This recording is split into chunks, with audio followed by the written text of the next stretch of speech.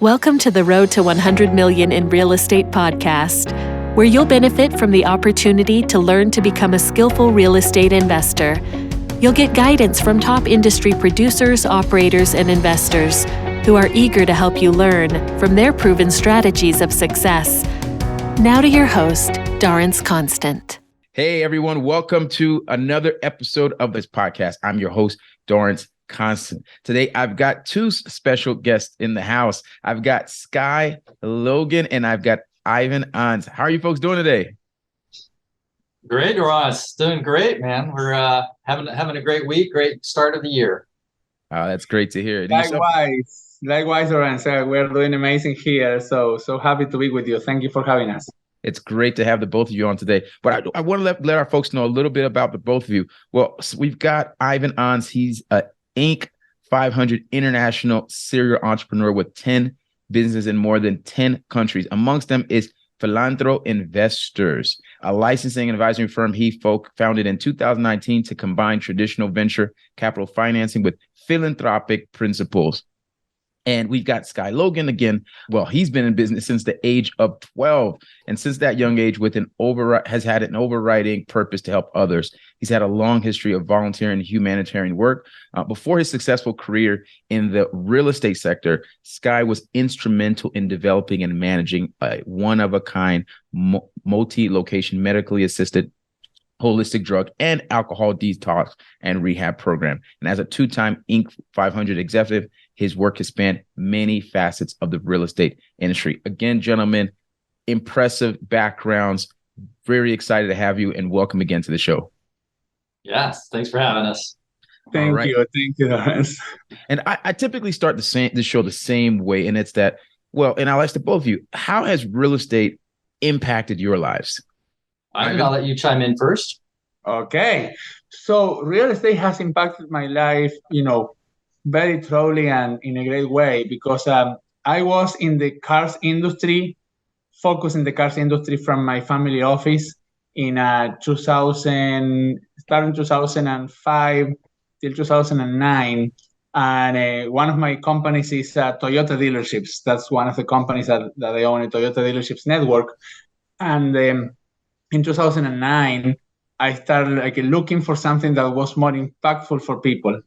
And I started looking for ways to how not only sell a car and make money, but also how to produce an impact that will change people's lives. And I was one day taking a shower, and this word philanthropic investors comes to my mind like a God revelation. And what happened is that, I started looking for ways to develop private neighborhoods in Argentina at that time where I was living and where I was born, that will allow people that do not have access to home ownership to have their lot and their home in a way that they will be very affordable, like in a very easy way. And after that, one day I was speaking with my wife and she tells me, Ivan, I really would like to see if we can export this model to the US. And so that was amazing because when we did that, we moved to the US in 2012. We started researching the US market. And I was thinking that in the US, everybody owns their home. I was thinking that in the US, it's like the American dream. Everybody have their home, their car, their vacation, the kids in the best school, etc. And I discovered that 51% of Americans do not qualify to traditional mortgage. Wow, right. And so, but imagine that real estate moved me from living in Argentina to living in the US. Real estate was the reason why I created the Philanthropic Investor brand, which now, you will learn more and more how we are impacting more than one industry now. And it's just the beginning. And so it has, it changed my life. It allowed me to meet people amazing like Skye and other team members that we have in the company. All of that thanks to the real estate industry and getting myself involved into it. So real estate has literally changed my life for good. That is an awesome story. Sounds like you were in the business of cars, but went into real estate, but took a different take and looked into how that you could actually have an impact. That is amazing. And yourself, Skye, how would you describe your experience with real estate? Absolutely fantastic. Such a great medium for wealth generation for yourself and to help others. I've been involved with it from all kinds of levels, from mortgage broker, helped start a mortgage brokerage. I've done real estate as a residential real estate sales, building portfolios, multi-unit portfolio building, various things. And absolutely, housing is such a key ingredient to living a happy life, obviously. So being able to provide housing to others, things like that is obviously a great way to have an impact on people I love. I'm a humanitarian. I love people, and improving lives, changing conditions is definitely a purpose that I have. So again, real estate's a great way to do that with philanthropic investors. We have obviously connecting with Ivan many moons ago and expanded my thinking on that, like how I can expand my purpose in helping others so much more, which we'll get into more later, I'm sure. Awesome. That's great to hear. Ivan, you seem to have a decorated past in business. I'd love to hear more about your story, how you began, and take us through where you are right now. Yes, of course. So I began with 7 years old with my first business. Do you want to know about it? Sure, absolutely. So I had my go-kart. And when I had my go-kart, I said, my mom and my dad tell me, Ivan, we gift you this go-kart, but we are not going to maintain it. Like, we are not going to if you want to use it, you need to somehow come up with the money for the gas and so on. And so what I did is that, I had an idea. I am going to create the go-kart rental business. So I had a land on the side of my rural home where I was living at that time in Argentina. And there was a guy that was, with the expertise of cutting the lawn and so on. And he had the machines. And I said, hey, can you help me? Can you create a track, a go-kart track here, like, in the middle of the field there, right? And then he says, yes, he helped me. And I went to a store, to a candy store, and I say, hey, can I buy this candy box? But I need you to give it to me today in the morning, and I will come and pay you later whatever I sell. And he gives me the box. He financed me the box, kind of. He lent me that box. And I go with the box and I call the neighbors and I start renting them the go-kart and selling them candies. And I will sell them the candies 3 times more of what I was needed to pay for it. And that's how I started my first business. That is amazing. So, so what an interesting perspective your parents have had. I imagine they had a vision for doing something like that, instead of just giving you all those luxury and maintaining it for you. They gave you, it sounds like, a need that you had to fill for yourself and find a way to be creative to do so. Is that about right? Yes, 2000%. That's totally right, Lawrence. And the other main thing that was interesting is that after that, I continued developing multiple ventures and so on until I arrived to the dealerships and continuing the cars, right? From the go-kart to the big cars. And then, looking for ways to not only make money with money, I jumped into the creation of the Philanthropic Investors World in 2009. So we are now 14 years in the creation of Philanthropic Investors, which started in Argentina, but now exported to the US in 2012. And I launched Equity and Help, which is my Inc. 500 company 3 years in a row in Florida, that Skye was an executive, and then we promote him to be the CEO for Philanthropic Investors. But the main thing is that company is helping investors get connected with the possibility of opening the doors to families that are willing to live in their own home. and that are hardworking families that, for some reason, they do not have access to traditional mortgage. So we open the doors for them. We are very close to 700 families that we have helped in 32 states across the U.S.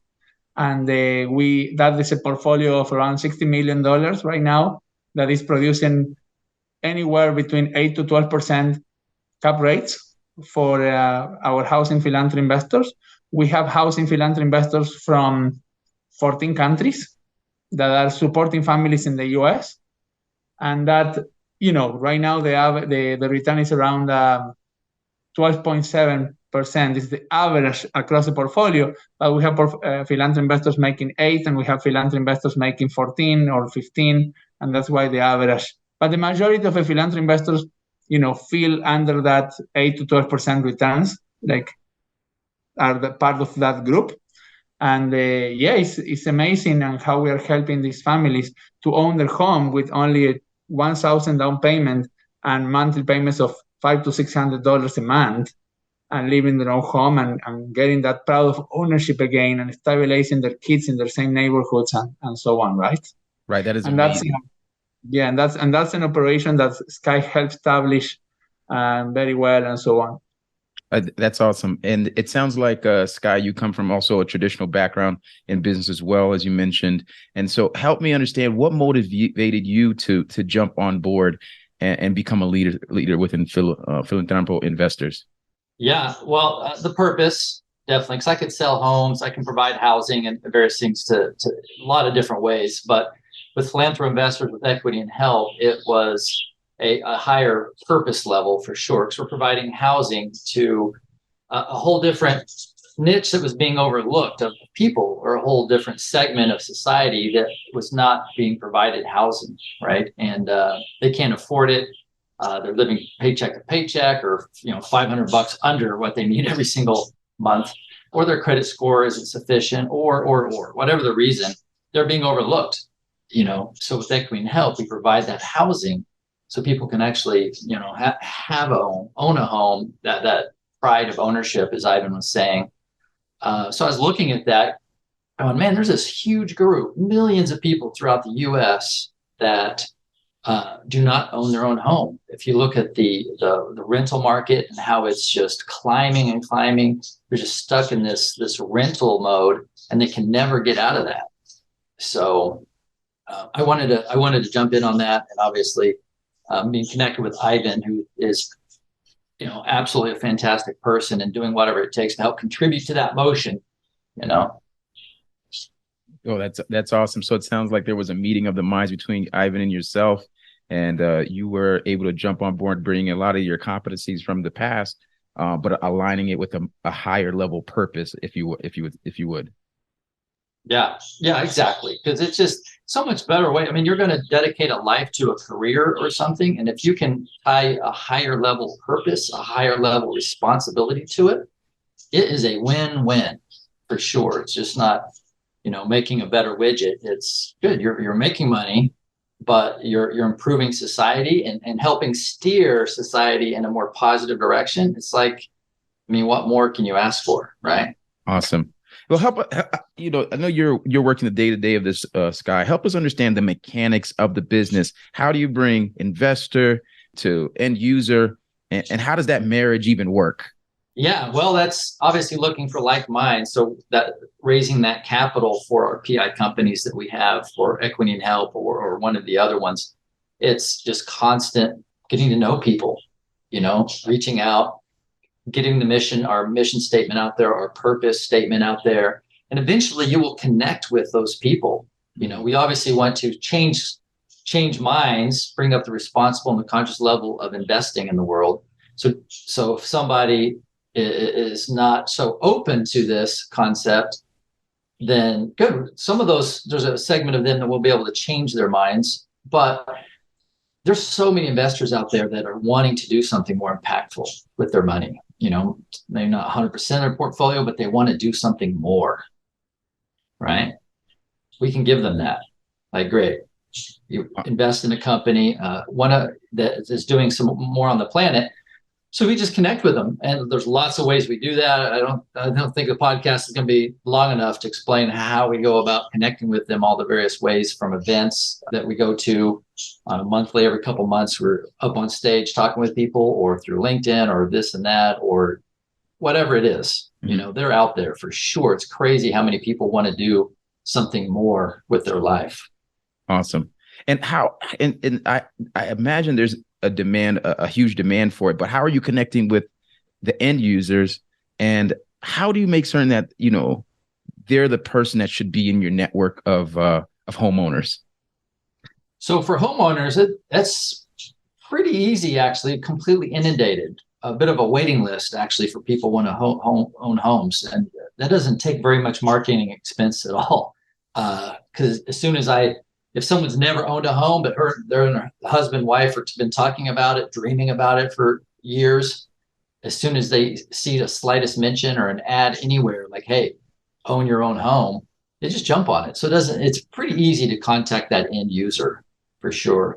A lot of our homes are a little bit more of a rural area, tradesmen, workers, blue collar workers, if you will, where we're buying these houses that, again, they're having to rent. They're living paycheck to paycheck, and reaching them is really easy. It's crazy how much reach.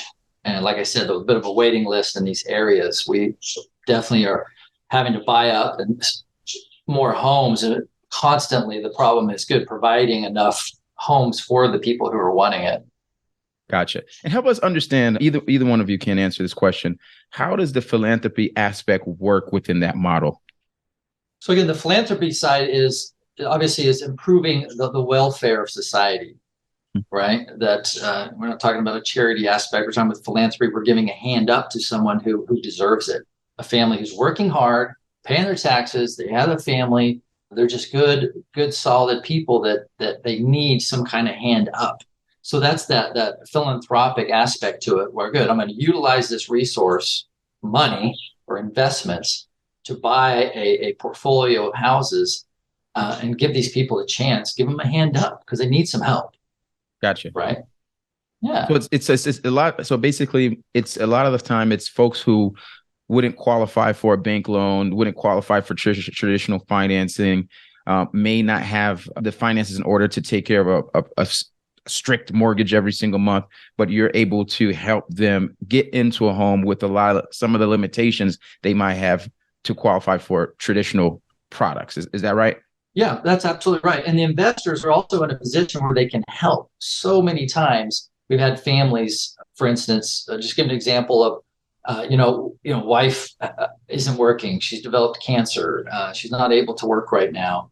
We're spending everything we can to get her getting treatment, etc. So many times they request, hey, can we push this off?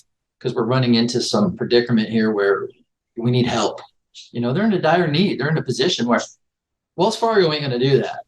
Right. Wells Fargo's going to go, no, you make your payment or I'm going to report you late on your credit score or we're going to kick you out. With this, that doesn't happen. The investor's in the position where they can decide. They can just go, good, send me the request. We send over here's the request from the family. Here's the data. And the investor can decide and go, oh man, this is horrible position.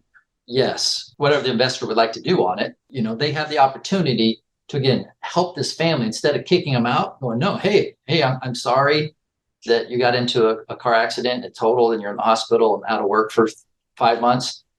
That's tough. Get out, right? Mm-hmm. No, they can actually go, oh man, this is a tough position. And it gives them such a high level, it makes them feel so good. Our investors absolutely love being in a position, again, that help factor. Giving this family a hand up instead of kicking them out. They can, roll the payments to the backside or whatever gets readjusted on it. They're in that position where they can make a decision, and our investors, we're discovering, absolutely love that. We'd love to hear some of the ways that some of the times that maybe some of the homeowners may have gotten into a bit of difficulty, and some of the creative maybe solutions that your investors have been able to help some of the homeowners. Yeah, well, that's a good example. And it has absolutely come up where there's out of work, they lost income for whatever reason. And the reasons why are large. but medical treatments, or a job is closing down, the business is closing down, and one or both losing their job, or a daughter. We've had instances where a child has got to get medical treatments, and the stress and everything that creates on the family dynamic, where imagine mom, dad, full-time, 24 hours a day in a hospital with a kid while getting some kind of treatment, treatment for things ranging from whatever diseases that are happening. That stress, it's nice to be able to remove that stress from, okay, you're not going to lose your home, right? Imagine the stress added on top of that. Imagine your kid, right? If you I have a daughter and she's 9 years old, and I can only imagine not feeling that we were going to potentially have a roof over our home, our heads. Right. Add that to it, that this detrimental thing is happening to your child. Add on to that, oh, you're going to lose a home. Add on to that, you're going to lose a car. Add on to that, boom, boom, boom, the amount of stress, and it just caves in an entire life, right? Right. But imagine at least being able to provide some, hey, you're not going to lose your home. Your home's going to be there. Take care of your daughter. It's going to be okay. Just keep at it. Keep at it. There's someone here helping, right? What an incredible feeling that these homeowners must have to be working with your company versus, let's say, a Wells Fargo, as you mentioned. I'd love to hear as well that what's from a business standpoint. I know you're giving a hand up. What are some of the default rates that come along with this? Do they? Yeah. The default rates are extremely low in the company. In the last quarter, I don't recall exactly what it was. I'm a little bit obviously disconnected from Equity Help operating a little bit, but they're definitely lower than the national norm, especially during COVID, especially during these time periods of these pandemics and stuff. Our default rates are extreme because if they can readjust a loan payment on their home, and the payments are so low. So traditionally, the mortgage, obviously being a mortgage, being a real estate guy, a lot of families, unfortunately, they're cash poor, they're house poor, as they say. They are barely, like the slightest adjustment or loss of income, they can't make a house payment. So one of the requirements for our families is we want them to be able to, with a husband and wife partner, they're able to make a house payment with a 1 week's worth of income, right? Both of them working together. That's a little bit of a different model than Wells Fargo, who will give you a home for a lot more. So instead of making a $2,000 house payment, as Ivan mentioned earlier, they can make it's a $700 house payment, right? So if one partner loses a job, they're not out of a home. The guy's income with 2 weeks of his income is enough to still make that house payment. Sounds good. And Skye, to add a number to the equation, the average of default per year for Equity Health has been anywhere between 7 and 13%, and it varies year per year. So that's basically the number for you, Dorrance. Yeah. Okay. Awesome. Yeah. Last quarter, not sure what that was, but it always ranges in that level. Let's just call it 10%. Hit the middle mark there. 10% as opposed to whatever Wells Fargo or Chase or any of these other United. So. And the standard default rate on subprime, because you're doing subprime loan here in the subprime industry, is around 25 to 27%. Right. Sometimes peaking at like 34%. Yeah. So that's amazing to hear that the default rates are so low. And what would you attribute that to as well? Is it specifically that the payments are low mainly? What would be the main reason you attribute that to? Because I imagine the for-profit business could learn this. They definitely could. So one, from the get-go, our qualifications model is a little bit different than a traditional financing or mortgage industry. We absolutely check their credit, their payment history, which is pretty standard, but we don't actually look at their credit score. As far as a credit score, it's not a credit score model. We will actually check their landlord. What's their 24-month payment history? We'll talk to their landlord. Are these good people? We'll actually get to know them. What do they do? Are these people, we're wanting to give a hand up to people who are just that are worthy, that really want to do it, that have a great payment history on cars or their house and various things. And if they have a 24-month solid payment history on other stuff already, quite often a higher payment. What's funny in a lot of these areas, they're paying more rent then they're coming into making a house payment with equity and help. Wow. Right? So if they have a 24-month solid steady payment history on a higher payment on an apartment, a 2-bedroom apartment, and they're now moving into a house with a little bit of a lower, or even if it was the same, it's pretty good to show that they're gonna be pretty good on their house. Plus, they own it, Mm-hmm. right? They are good people, and they're taking care of a rental. When I was renting as well, I'm a good renter. I take care of it. I actually request to do some landscaping. I like to do stuff. So if you find someone that wants to fix up and they take care of a rental already, imagine giving them a house. It's like, now it's your house. Right. Yeah. Right. There's a pride of ownership there. And they're taking accountability for the property as it's their property. Yeah. Yeah. They love it. And it's like, great, this is your opportunity. This is your possibly one opportunity for this home ownership.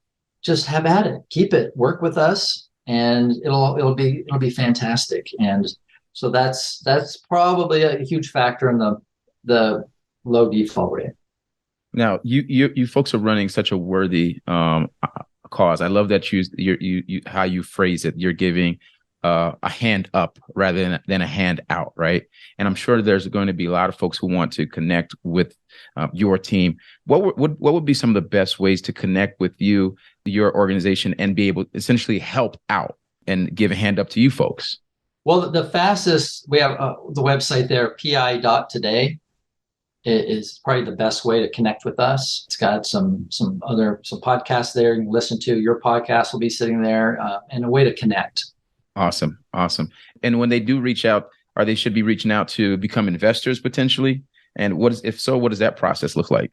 Yeah, it's a long process, depending on what they want to do. Maybe they want to get involved with some of our other companies as well as real estate. We've got water philanthropy investing. We've got a lot of different areas. The environment. We have a company cleaning up plastics up from the ocean. We've got a lot of different things happening. So they'll be able to check some of those things out. But that website, pi.today, they'll be able to look over some of it, and they'll be able to just connect with our initial point of contact, our president right now. Her name's Vendy Rios. My president, Vendy, will talk with them, kind of interview them, say, hey, what are you interested in? What do you like to do? And just have that conversation and kind of help steer them and make that connections with where they might want to go. Awesome. And is there anything that either one of you are working on that's interesting that you want to make certain that our audience knows about? Yeah, Ivan, I'll let you chime in on that. Okay, yes. Basically, we have the Housing Philanthropy Investing book that they can acquire in our website also. When they go to pi.today and they click on shop, they can order the Housing Philanthropy Investing book. The book will be shipped to their house and so on. And then they can, we are working on giving them the possibility of doing the course also, the Housing Philanthropy Investing course. When that happens, when they finish that course, they get certified. And if they get certified, they can also be a philanthropy investor ambassador. And as a philanthropy investor ambassador, they can bring other philanthropy investors from all over the world and help us with their time.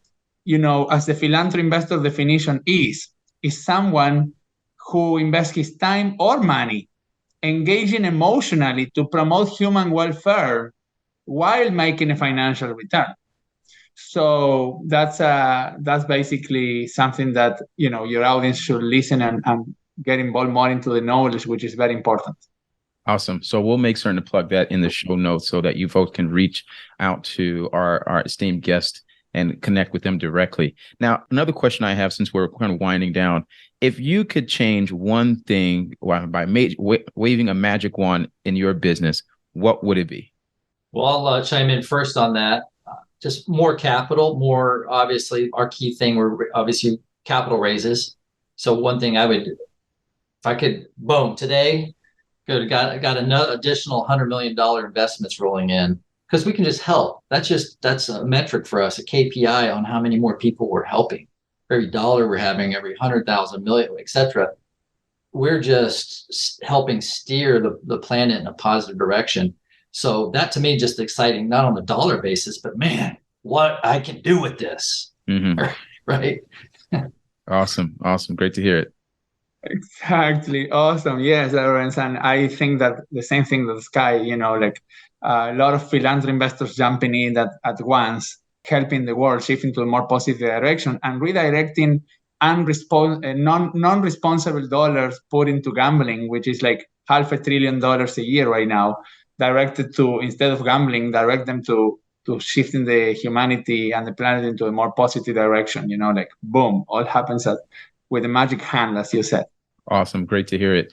Well, now we're winding down on the show. And if our folks would like to connect with any one of you directly, what are maybe some of your social media handles, emails, phone, or any information that you'd like for them to connect with you folks directly? Yeah, with myself, the best would be that website, that pi.today. Obviously I and Ivan can be found all over the place, but the best directed place would be that that page there. And my contact's in there as well. And that'd be the easiest. Even if my contact changes sometimes, that pi.today will always get updated. That's right. And with me, the same, Lawrence, like all the social media, you just search Ivan Ans in Instagram is Ivan Ans IG, in Facebook is Ivan Ans, in LinkedIn is Ivan Ans, it's Ivan Ans all over the place. And the same for Skye. Yeah. Fantastic. Well, gentlemen, it's really been a pleasure having the both of you on the show today and learning more about your organization, its mission, and the impact that it's had on the marketplace. I think there's a huge opportunity for for-profit organizations to learn from what you've created. It's incredible. It's making an impact globally. And I thank you for coming on the show and giving us an opportunity to learn about that business and yourselves. Yes. Thank you. Thank you very much. You're very welcome. Thanks for having us. Everyone, thanks again for joining us. Again, thank you to our guests that came on. Check out all the show notes and connect directly with them. And remember what they'd like to do, what their mission is, and what they'd like to improve with that magic wand. So if you can help with that, feel free to reach out to them again. All right. Have a great one, everyone. Thank you. We trust that you enjoyed today's show. Visit archcapital.ventures to learn more about how you can leverage real estate investing to improve your life through passive income, financial freedom, and generational wealth.